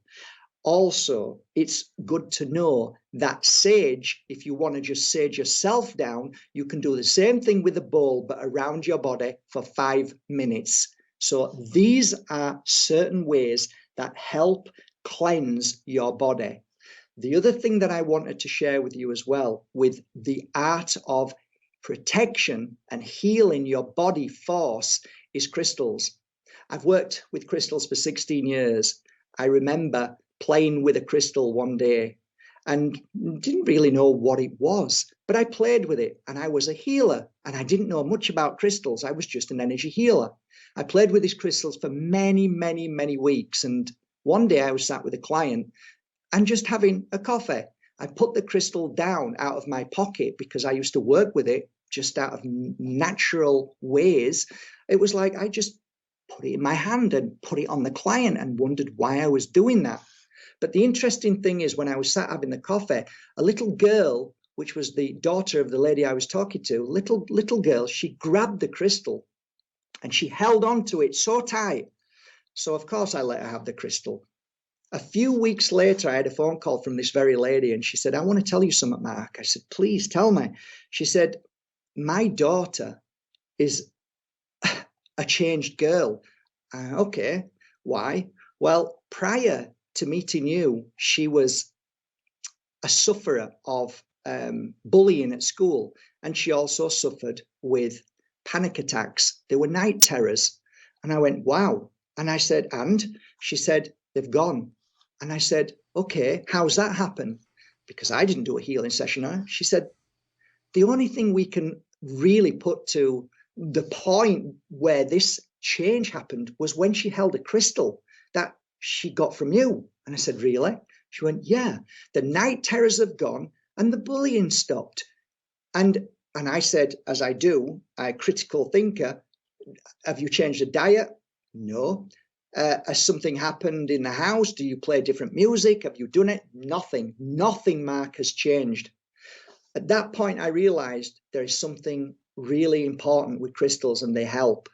So I'm sharing this message with you today of some of the crystals that help my clients and myself through this period right now. So write this down, guys. One of the most powerful crystals in the world to cleanse and clear negative energy when you are confronted by fear, worry, attacks, public who are causing negative energy to you, any kind of negative energy given to you from any different source or any different angle, family, partners, doesn't matter. The key and most amazing crystal is Tektite. Tektite. And the other crystal that is also amazing is called lava stone. These two stones absorb negative energy. So wearing these crystals makes a massive difference, holding them or putting them in your pocket. I have them in my hand here and they go into my pocket. They make me feel really good. They clear the negative shock and toxic life that we're living in now. It absorbs it and it's incredible. So those two crystals are amazing for cleansing and clearing negative energy. To heighten your energy or to start to become more aware of things in the sense of, I want to now make a difference in this world. How can I see above this nightmare that I'm living in? There is a crystal that I have used for 16 years and it's called Moldavite. Moldavite is an extremely unusual and very powerful crystal that is helping literally thousands of people right now. Wearing a piece of Moldavite can be shocking. It can make you feel a little bit like you've got flu, which is called the Moldavite flush. It can make you cry. It can make you levitate, feeling that you're levitating, which you're not, but your body feels as if it is. Wow. And so many other things. Moldavite is the crystal of this year to help raise your awareness. The other crystal, which is amazing too, is called Herkimer diamond. Herkimer diamond comes from New York. If you get a genuine Herkimer diamond, it is an amazing crystal to bring out awareness and help raise your vibration too. These crystals are amazing. Chungai is also an amazing crystal to help you with anything to do with the toxic poisoning from all of the antennas around us and from the phones and from every kind of Wi-Fi that is attacking us at any given moment. There's also another crystal that I'm finding fascinating right now, and surprise, surprise, its name is called Silicon Valley. So this is a crystal which is not a crystal, but it is just like Moldavite. Oh, it's not a crystal, Mark. It is in my world, and it helps, and it doesn't matter. It's not that important. It works. It makes a massive difference in our life. So these are the things that I feel work really well. The other thing I'd like to talk to you about is mentally as well. When we start to worry and fear, there is a saying that when you start to go nuts, meaning if you have not allergies on nuts, it's good to eat almonds, and it's also good to eat hazelnuts and any nuts, because they will help you feel better. So these are just some of the tips that I wanted to share with you as quickly as I can. This would normally take me all day in one of my courses to go into very, very fine detail. Yeah, the whys and the wherefores, yeah. You know, I'm hearing you loud and clear. Can I just read a few tweets? Because please. A lot of tweets on this. Mark says that he has a scorched obsidian pendant, not wearing it at the moment, waiting for his wife to fix the chain for him. There's loads of comments on this here now. Let me just scroll on down there. David has puts his crystals in the moonlight to recharge. Also, so that is that, yeah, go ahead. Well, yeah, I mean, the interesting thing is that depending on what your cycle is, what your energy is, and you know, it's interesting talking about the moon, guys, because right now we're living through a parasitical moment, and parasites are rife within the human body, especially the mind. And apparently, if you can clear parasites from your mind, you will not have negative thoughts and feelings. That's on a physical level. I am quoting people who are masters at this kind of work. So parasites are in your mind. And when the full moon takes its full force, if you have parasites in your mind, it can send you lunatic. And this is true. So look up, do some research, do some studying, and have a look about parasites. It's vital we clear our body. And fasting is one of the most amazing ways to heal your body. The principles of many amazing gurus out there who talk about the physical body and how the rainbow, at the end of the rainbow, is a pot of gold. Do you know what that pot of gold represents? Well, it represents your body.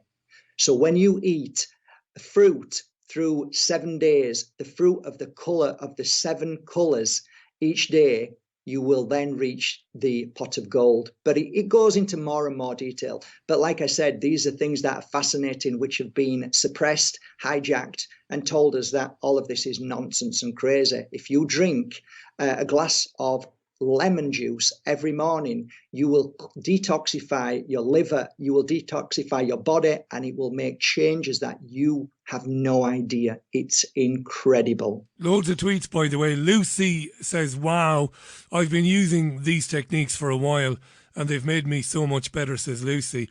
Maybe Lucy's been watching Mark's YouTube channel. If you haven't, do check out Mark Boyerski's YouTube channel. Mark broadcasts there pretty much daily. Won't cost you anything, and some very, very important information. I should say you'll be exposed to some very important information there. Let me just scroll on up because there's a load of tweets here. Ewan Cooper, listening to this, fascinated. He tweets, Mark just said it as I typed it, I wear an elite noble pendant. It does help me, says Mark. Patrizia tweets, I absolutely agree with the lemons and the sage. That's obviously worked for her. Sharon tweets, loving the tips from Mark tonight. Fascinating. I will try out as many of his recommendations as possible. Thanks for that, Sharon. You started something tonight, boy. Will we scroll up here? Lola says, Richie, love Mark. Read his books or read them every night before bed, and I have gotten crystals from him. That's Lola France there on Twitter. Thanks so much for that as well. God, there's a lot of tweets here. Gail says, I'm wearing my crystals right now. Moldavite, Herkimer Diamond, Tektite, as Mark says, Yellow Quartz and Shungite. Thanks so much for that again. I'll tell you where my interest in this began, really. Was back in my days in Spain when I was doing an evening programme. and I would have been skeptical about people like Mark. I wouldn't have thought badly of people like Mark, but I would have been skeptical because of where I came from. But I began to notice, Mark, you'll remember this, around about 2010, 2011, the European Union, it took upon itself it basically began to go after natural healing products, didn't it?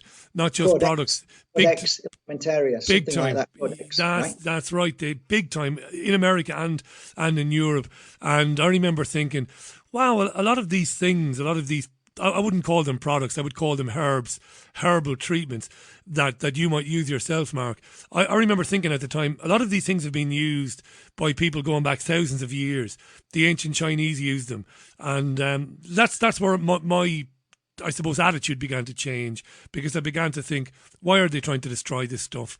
You know, it's not doing anybody any harm. It's been shown to do good. They're trying to destroy humanity. That's what it is. It's in a nutshell. In a nutshell, humanity is to destroy your amazing uniqueness, because they know that when you actually fire on all cylinders, when you are in tune with your higher self, and anybody knows this, when you feel happy, you are amazing, you're powerful, you're light, you feel wonderful, you want to give, you want to share, you want to be caring, all the good things in this world. But most importantly, when you are at your most powerful energy, you see the wrong in the world. And that's why they want to keep you down. They want to suppress. They want to take away anything that, I mean, I saw on a billboard once that because an apple a day doesn't work, it was a doctor's advert on a board. Can you imagine that? Because an apple doesn't work. Let me tell you, eating an apple a day is the most amazing thing that anybody can do. It isn't just hearsay, it's true. The science of an apple, I listen to geniuses who talk about it. They've got over 10,000 properties that heal the body. Apple a day, it really does keep the doctor away, my friend. That's the truth. Funny what you said about, earlier on you get a vaccine and it hurts. The needle will sting. It might not hurt too badly, but it will sting. There's a very good chance, even with the older school vaccines, there's a good chance that you might be ill for a few days. We're hearing things about adverse events. People are having coronavirus vaccines, are getting very ill. I'm not saying it's happening to everybody, but to those people who are experiencing illness, it tends to be very severe. And you said, and yet, Richie, you look at the things that give you nothing but goodness. Apples, fruit.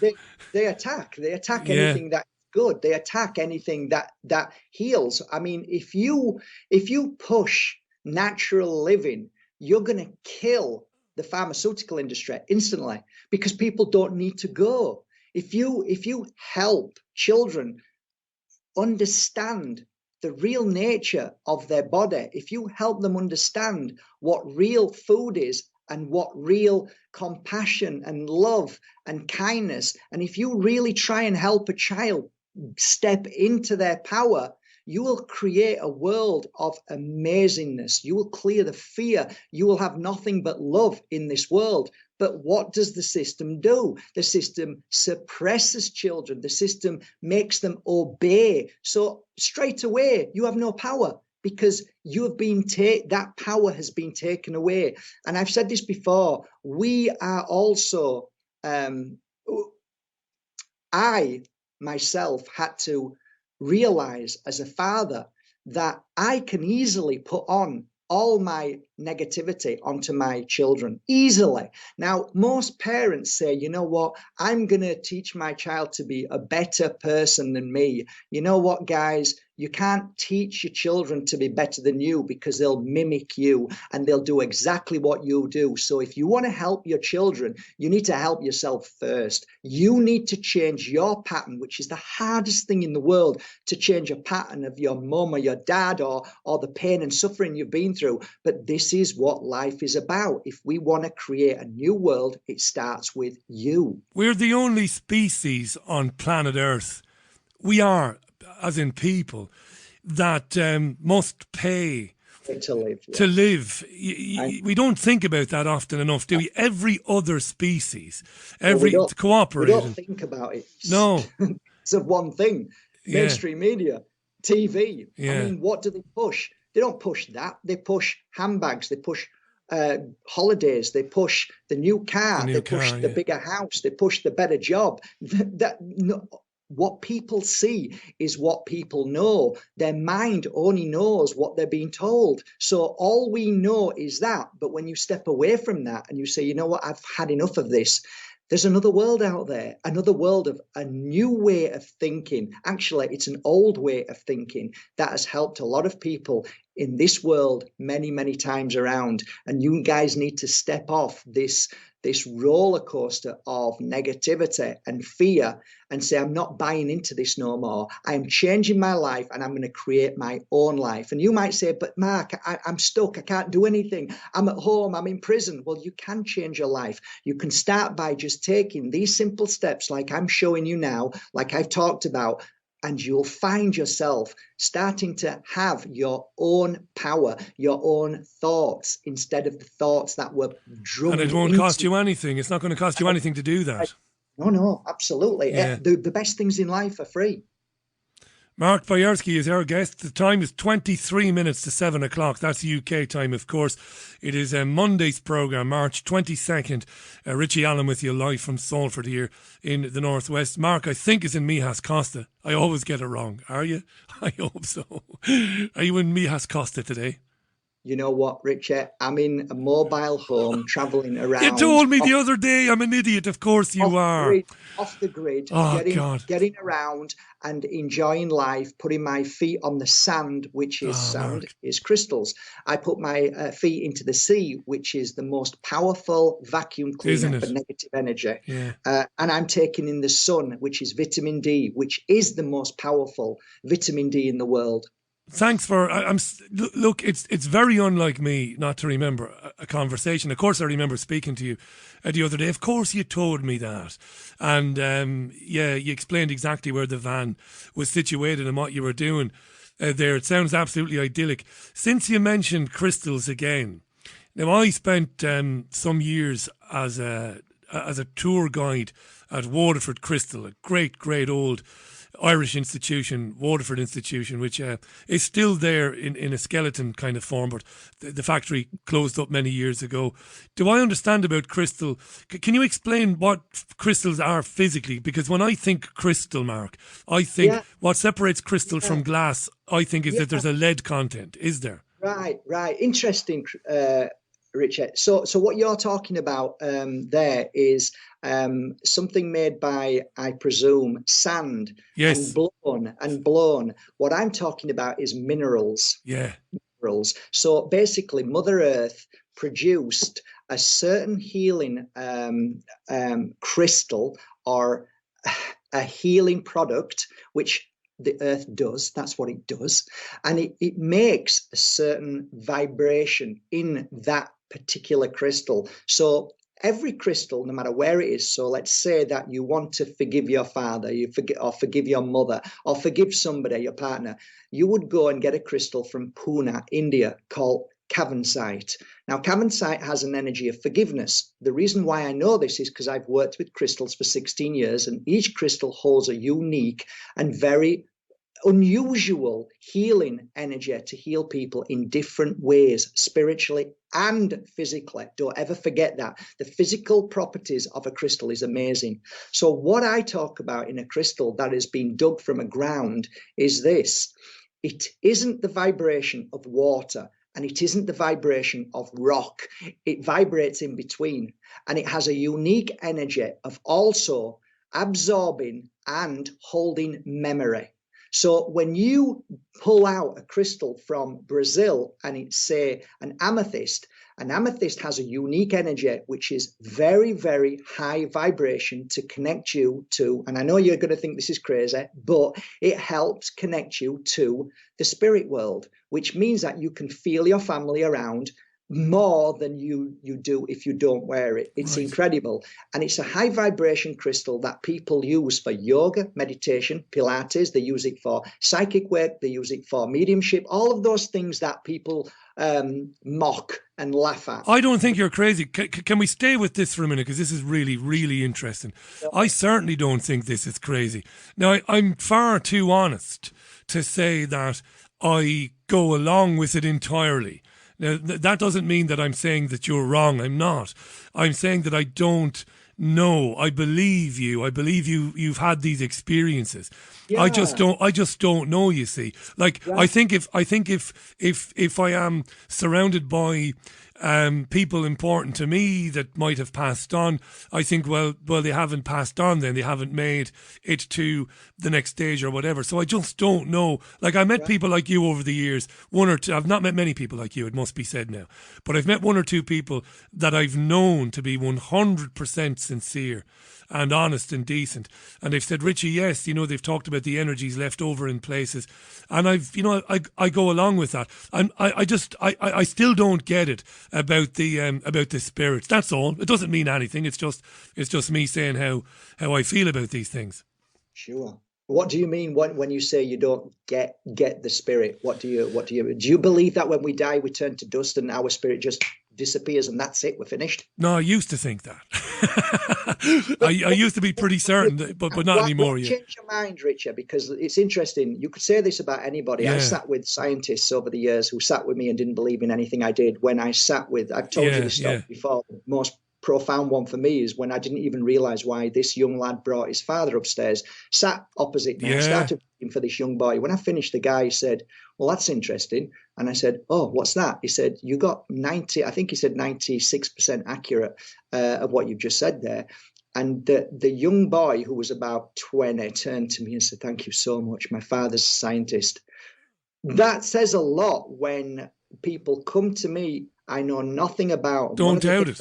I don't doubt it at all. That's the thing. I don't. But you said, how did you change your mind? Anybody can do it, Richard. That's the thing. Anybody can tune into somebody if they are open to doing most people stop themselves because of their mind. The mindset, this is crazy, I can't do it. Fear stops them. If you can clear that fear away, you can attune to anything. And don't tell me you haven't. You felt things that you thought, I was just about to ring you. Or, do you know what? No I was just doubt. about to talk about, I've just, how come we were, you just didn't. And like, because it's real. Reality is you don't need a mobile phone. You can actually communicate. And that's an energetic thing, isn't it, Mark? What you described there, that feeling that I need to get in touch with somebody out of the blue, and then you do, and you find that they're in a bad spot and they needed you to be there.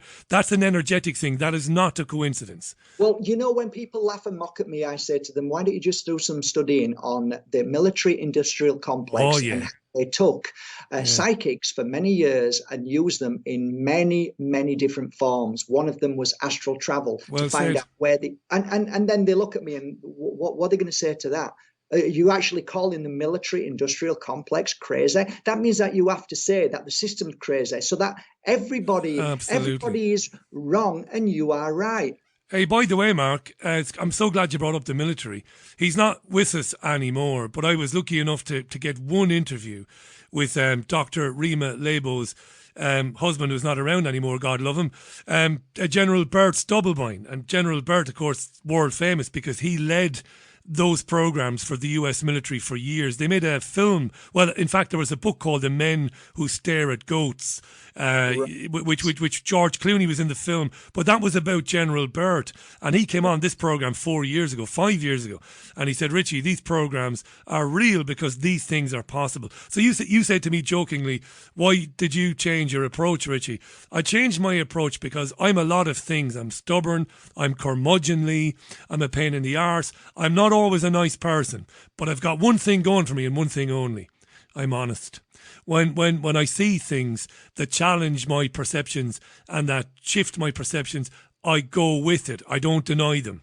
I've seen too many things over the years that have led me to conversations and friendship with yourself. I can't deny this, Mark. There's no point. You know what, Richie? It's always fascinating to hear this because it's the same conversation I have with everybody. Why don't you preach more? Why don't you tell more people about it? And I say because everybody has a unique moment where they say, Jesus, I can't explain that. There's something that changed their perception of life. I can't suddenly say to you, Richie, believe me. So I don't do that. I just say, well, if your moment comes and you're ready, then it will happen. But do you know what, Richard? Because we're being so severed by our spirit and our intuition, by drugs, by the pharmaceutical industry, by the fear, that we miss so many miracles. And that's what I teach every day. See the miracle. And most people don't. And that's why I wrote a book saying the main book is called Seeing the Invisible, meaning that it's around you. And if you want to see it, then you need to take certain steps towards looking after your body temple and respecting it and start to invest in it. And most people just simply can't even be bothered to actually get out of bed and live these days. And it's not their fault. It's not their fault. It is deliberately done to stop you from having motivation, which then leads you to more happiness, which leads you to then become more aware, that brings out the power and the inner flame within you. I'll share. They don't want that, Richard. They don't want that. They don't want it. No, I'll share a very quick story. I think I told Mark this story some years ago, but my mother's mother died in 1966 of TB in a fever hospital in Waterford City. A lot of people died of TB in the mid 1960s, and in the very early 1990s. My mother was going through a very, very difficult time. We all were, terribly difficult time, and was in a bad place. And I think at the time was really missing, because I think she was 12 years old when her mother died, and she was left to deal with that. She was the oldest kid. Long story short, anyway, years and years and years later, when she was at her lowest ebb, I think, her mother's sister, so her aunt basically, who she hadn't seen in decades, turned up out of the blue and said, for reasons I really don't understand, I feel compelled to give you this. And she gave my mother her mother's wedding ring. Now, nobody's going to tell me that this is coincidence. You know, for reasons I don't understand. It's an amazing thing, you know. In 16 years, Richie, of being in this field of work, I can say, wholeheartedly say to you and all your listeners, that in my world is a normal day. Wow. I mean, there are certain things that used to happen to me which were so thought-provoking, blew me away. I remember sat with a client, and she was a lovely lady, and I started crying instantly. And she said, why are you crying? I said, I don't know. Let me feel and see what's happening. Within that 1 hour, I finished talking to her, and it was all about somebody who loved her in the spirit world. And I said, when I'd finished, I think that was your husband. And she said, my dear, my husband's at home. And I said, well, I'm sorry, I don't know who it is, but it felt like your husband. It must be somebody else, I don't know, but that's it. And about 2 hours later, I had a phone call. It was this very lady, and she said, I got home and I found my husband in the seat of the chair with the TV on, and he'd passed very peacefully away. Mark, no way. Wow. I can give you hundreds of stories that will blow you away, but actually, Richard, it's normal in my world. So when people laugh and attack, well, how about sitting with people who can share these stories with you and say, well, how can you explain that? So I don't even waste my energy anymore. What I do is waste my energy on making a difference in the world. There are too many people wasting their energy, attacking, belittling, trying to convince people what they should and shouldn't do. I ain't convincing you anything. What I'm saying is just try these things. If they don't work, fine, at least you tried them. But you know what? If one of these things work, what I've shared with you tonight, and you feel better, isn't that a beautiful outcome rather than feeling crap, down, anxiety, upset, angry? What have you got to lose? I don't want anybody to feel like that. I want people to feel themselves, which is happy, strong. We often forget this. We are all children. And I heard this today from somebody who I care about. We are all children still. Nothing's changed. It's just the physical body's grown up, and we've seen the radical and nastiness in the world, but we're really children. We're children in spirit. We are beautiful, kind, loving. And you know as well as I do, we want to be happy. We want to do things to make us laugh. We want to go to concerts. We want to dance on the beach. We want to do stupid things because deep down, we're beautiful spirit. And we are not what the brain and the system has made us to become. We are not angry. We are not bitter. We are not nasty or narcissistic. We are not. We are just programmed that way. Well, I say unprogram. Unprogram today and make a new day, and make this day the first day of the rest of your life. Great having you on this programme. You don't come on often enough, mate. You should come back more often. I want to just give a plug, not that you need a plug, to the website markbayerski.com. Check it out, folks. And the YouTube channel, massive YouTube channel with hundreds of thousands of followers there. And doing this program, producing it, I don't have a lot of time, but at least a couple of times a week, at least when I'm in the studio sourcing material for the program, I switch on to Mark's YouTube channel and listen in for a few minutes, and it's fantastic. It really is. That's Mark Bayerski on YouTube. So like my previous guest, who is a journalist and is certainly not a healer, although you say you believe that we all are at Source, you're optimistic, Mark. You still... We'll finish on this note. You still hold it in your heart that we'll get through this nonsense, this craziness. Yeah, I mean, it's meant to be this way. I mean, light and dark, yin and yang, is part of everyday life. It has been for millennia. So it's, who do you want to be at the end of this? What do you want to look back and see yourself as? Do you want to look back and see yourself as one that just sat and wallowed in the cesspit of MSM, of all of that, what's been pumped into you, into your brain? Or do you want to say, I choose to ignore that and choose to change my life and shine my light and be the brightest soul I can be? Well, you know what? For me, there's not really an argument there. There's only one thing I want to do, because the other thing is just so heavy and so dense and so it eats away at our physical, and we manifest illness by wallowing in MSM. Breaking news is breaking spirit. That's what it is. It's deliberate. That's why they call it breaking. Why would they call it breaking? Because it's breaking you. It's breaking your soul. It's breaking your spirit. So when you stand away from that, when you throw the TV out of the window, where you say, you know what, today is going to be MSM free, I'm going to give it a break and just go out into Mother Nature. In fact, that crazy guy called Mark Bayerski told me to take my shoes and socks off and put them onto earth for 15 minutes. Let me tell you guys, when you do that, there is such a process of Mother Earth and you becoming one. It will cleanse and clear you and balance you. These are the things that has been lost in a world that is filled with magic. So today, Richie, if it's possible, if I could just finally say one thing to your listeners, it would be great to be able to give, because Mark Bayerski is, doing okay. Luckily, I don't know why, but I'm very lucky at the moment. I want to share that with everybody, all your listeners, as many as I can.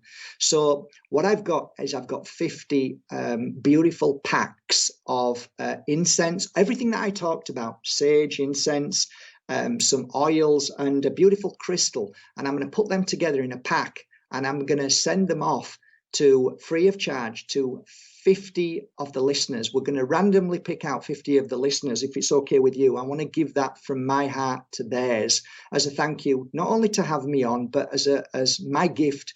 As the universe has been kind to me, I want to gift it forward to you. And if you don't mind, am I able to do that through you? Oh, no doubt. Yeah, absolutely.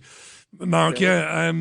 How will we work this out now? Presumably I get an email from people. Really simple. I just sent you a couple of links. If you can just maybe share them links, if they're able to do that, and just go to the Richie Allen Show and just donate a couple of whatever, euro, anything to keep the show going, because I listen to the show every day. I mean, it's vital that this show keeps going, because without this, we don't have truth. You said something a minute ago which struck a chord with me.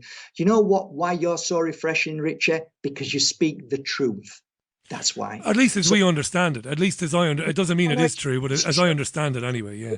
It's truth. People feel truth, Richard. They know it.